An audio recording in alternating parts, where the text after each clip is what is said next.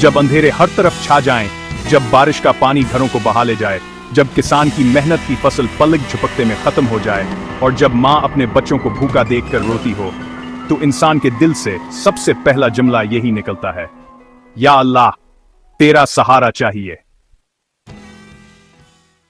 पाकिस्तान के कई इलाके आज सख्त आजमाइश से गुजर रहे हैं।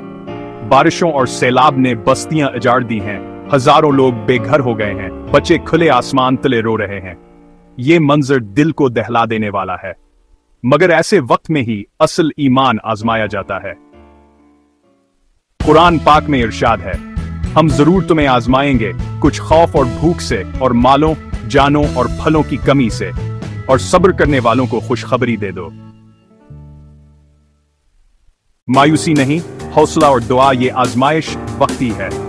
अल्लाह ताला ने हर मुश्किल के साथ आसानी का वादा किया है। बेशक हर तंगी के साथ आसानी है। ईमान वाले न तो घबराते हैं और ना हिम्मत हारते हैं। वो दुआ करते हैं, सब्र करते हैं और एक दूसरे का सहारा बनते हैं।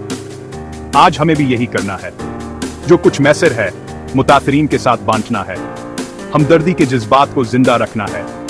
एक दूसरे का हाथ थाम कर आगे बढ़ना है। हजरत मोहम्मद सल्लल्लाहु अलैहि वसल्लम ने फरमाया, मोमिन आपस में एक जिस्म की मानंद है।